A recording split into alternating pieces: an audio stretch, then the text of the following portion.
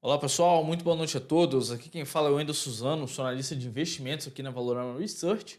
E vamos dar início ao nosso 10 minutos de economia. Hoje, terça-feira, dia 3 de janeiro de 2023. Mercados aí em queda. Vamos falar um pouco mais aí após a vinheta.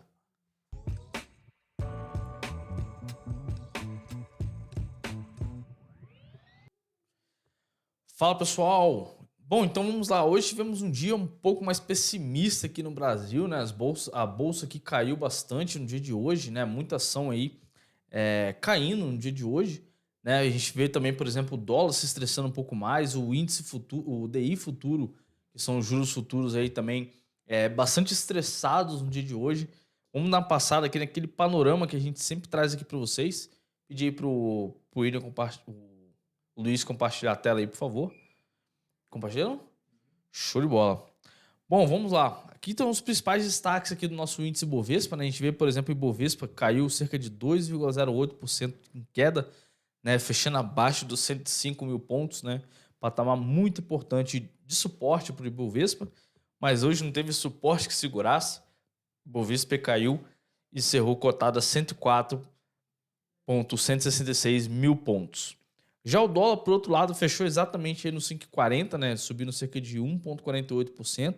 O dólar está na resistência daquela consolidação, tá, pessoal? Que a gente sempre traz aqui para vocês. Daqui a pouco a gente vai lá para o gráfico ali para ver melhor ali aquela consolidação, tá bom?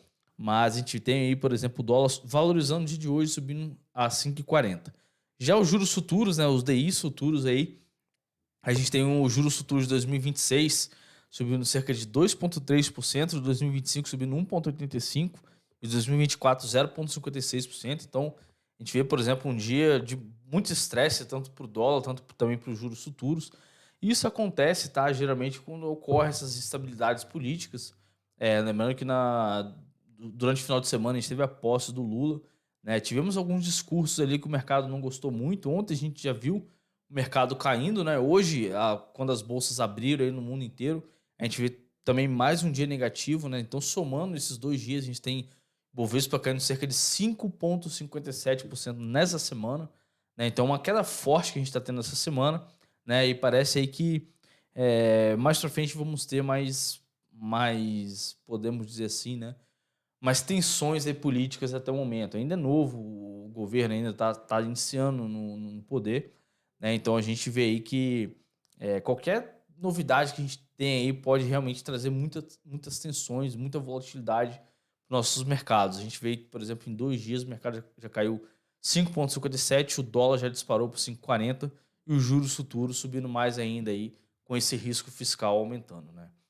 Então, dando continuidade, a gente tem os índices americanos caindo cerca de 0,03%, o S&P 0,4%, a Nasdaq 0,76% de queda, né? Também lá fora abriu em queda hoje.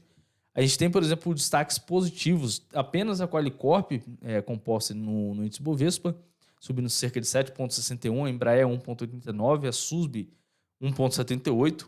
Já no lado negativo, a gente tem, por exemplo, a Cash caindo cerca de 11,48%, a Positivo caindo 7,48%, a Localweb 6,85%, a Prio também caiu cerca de 6,69% e a Alpargatas aí caiu cerca de 6,49%. Já em questão de volume em relação à sua média de 20 períodos, a gente tem aí, por exemplo, ações que negociaram um pouco mais acima da sua média de 20, né? A Qualicorp negociou 296% por cento da sua média de 20 períodos. A Bradesco negociou 2,57 vezes aí, que é praticamente 257% da sua média de 20 períodos. A Cash 3 negociou 1,69, Embraer 1,64 e Petro 3 1,47. Já virando a página, a gente tem o IFIX caindo, mais um dia aí de queda do IFIX. O IFIX despencou aqui nos últimos meses, principalmente lá no início de novembro, né? E mais um dia de queda. Destaque positivo aí para o XPIN 11, que subiu 3,33. O XPCI 11, que subiu 2,95. Já no lado negativo, a gente tem o Kizu 11, que caiu 2,59, e o ARCT 11, que caiu 2,40. Os ETFs têm o Web3 11, que subiu 8,71, o SHOT 11 subiu 5,79, né? As BDRs a gente tem a B1 e L34 subiu 18,43%, a I1 QY34 subiu 16,49%. Já nas commodities a gente tem aqui O minério de ferro parece que não atualizou, tá, pessoal? Esses dados aqui não tá atualizado. Teria que ver aí depois como ficou o minério de ferro. Mas ignore esse valor aqui que não. Parece que o script não conseguiu pegar esses dados, tá bom? A soja valorizou 0,51. Destaque negativo foi para o petróleo Brent, que caiu cerca de 4,17% no dia de hoje. Pedi para tirar um pouco o compartilhamento, que eu vou trazer uns dados aqui, né, que eu vou precisar abrir aqui a- aqui no nosso Telegram aqui da Valorama, tá? Então, só dando uma passada aqui, vou só baixar, que eu esqueci de baixar esses dados, é os dados de investidor estrangeiro, tá, pessoal? Então, os dados aí bastante importantes também. Ontem a gente teve esses dados aí, demoraram a sair, né? Eu não consegui trazer para vocês ontem, né? Mas a gente tem aqui, por exemplo, o investidor estrangeiro. No último pregão do ano, pode compartilhar de novo, por favor. A gente tem aqui, por exemplo, o fluxo de capital estrangeiro no último pregão do ano, né, subindo cerca de 124 milhões entrando no fluxo de capital estrangeiro aqui no Brasil. O dia anterior foi de 1,164 bilhões de reais. E no dia 29, no último dia, o mercado de baixa volatilidade, baixa liquidez, entrou aí cerca de 124,9 milhões aí de investidor estrangeiro em dezembro, no último dia de dezembro. E o mês de dezembro fechou dessa forma. A gente tem, por exemplo, pessoa física zerando, né, praticamente suas posições, com 304 milhões de reais fluxo comprado. Já os institucionais venderam bastante, venderam cerca de 20 bilhões, né, 20,531 bilhões de reais. O investidor estrangeiro fechou o mês de dezembro com 13,767 bilhões, instituições financeiras com 3,179,2 bilhões e outros com 3,280 bilhões. Então foi um mês aí de bastante. Teve baixa liquidez, né, também, que realmente foi o último mês do ano. Enfim, nas últimas 2 semanas tivemos muito poucos negócios aqui na nossa bolsa, mas a gente vê que tivemos um fluxo de estrangeiro comprando e institucional vendendo. Né? E se a gente for observar aqui o mês, por exemplo, de dezembro, o mercado ficou praticamente no 0 a 0, né? Chegou a cair, caiu 2,45%, estava caindo bem mais. Foi exatamente quando os investidores estrangeiros começaram a comprar, né? E o mercado deu aquela correção para cima. Até o momento a gente não tem os dados de janeiro, né? Tivemos apenas 2 pregões. Vamos ter amanhã o primeiro mês aí de 2023 aí como saldo positivo dos investidores estrangeiros. Então vamos aguardar. Mas o que a gente pode observar até o momento aí é um mercado em queda, né? Só nesses 2 dias já caiu mais que dezembro inteiro, né? Então vamos aguardar como é que vai ser o mercado.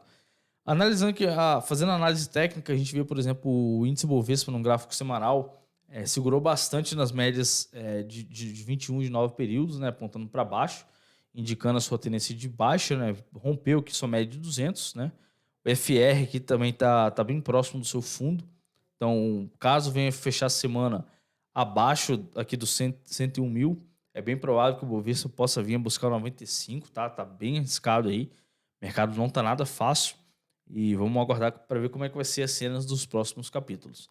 E o dólar, por outro lado, tá rompendo aquela região, a sua região aí, a sua consolidação, né? Tava na casa aqui do 5,40, a sua máxima. O dólar deu uma subida aqui agora, né? A gente vê, por exemplo, o dólar aí futuro basicamente em alta, né? Vamos ver se vai conseguir manter nessa região, se o mercado vai segurar ou se realmente ele vai embora para cima, né? E se for embora para cima, pessoal, tome muito cuidado, aí sim o cenário pode piorar bastante aqui no Brasil.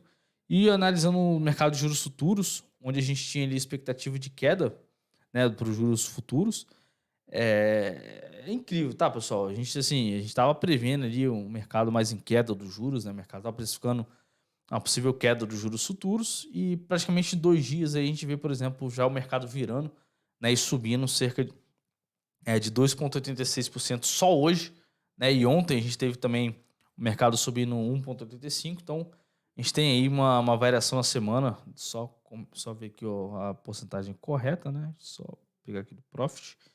Uma variação aí de 4,77% em apenas 2 dias, pessoal. Isso é volatilidade, né? A gente sabia que realmente o início de janeiro ia ser bastante desafiador e é isso que a gente traz aqui para vocês. A gente tem nossos vieses, né?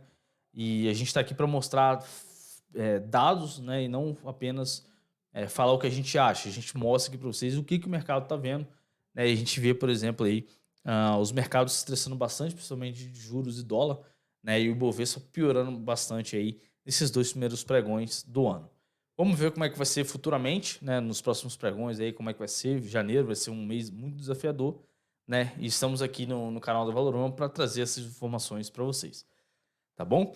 Bom, pessoal, de antemão gostaria de agradecer a presença de todos aí. Não esqueça de deixar seu like e compartilhar o vídeo, se inscrever no nosso canal, que é muito importante pra gente na divulgação do nosso conteúdo, tá bom? Muito obrigado a todos, um grande abraço e até mais. Tchau, tchau.